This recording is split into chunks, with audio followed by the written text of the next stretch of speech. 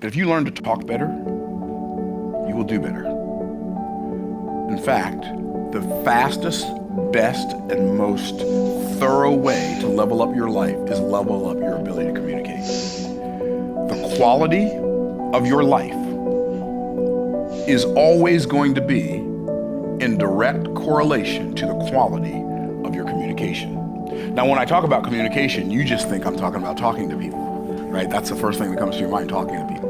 That's only one aspect of communication. See, we have internal communication, the things I say to myself.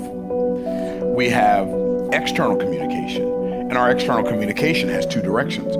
There's our vertical external communication, that communication between us and God, and then there's our horizontal external communication, our communication between us and others, and most recently, our external communication between us and technology. Or I should say, more impactfully recently, our external communication between us and technology.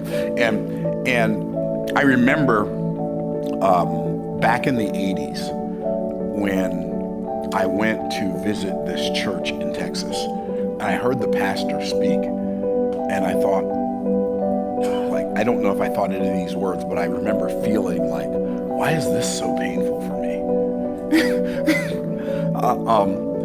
It seems like the people who have the least to say take the longest not to say it. And one of the things I noticed about this particular preacher was his most prolific description of everything was the word thing. Well, you got to do that thing.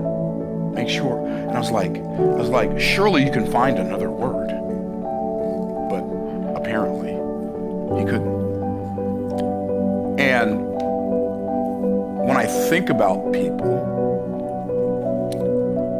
I had a conversation with a gentleman the other day, and I noticed that he mumbled a lot. And I thought, this is really a fascinating way to communicate. It's kind of like, mumbling is kind of like non-committed verbal expression. Like, I don't want to say this too clearly. I don't want to enunciate and pronunciate these words too clearly, because then I might have to take responsibility for them. I don't really know what was going on, but I was like, why does this guy keep mumbling? It's so fascinating.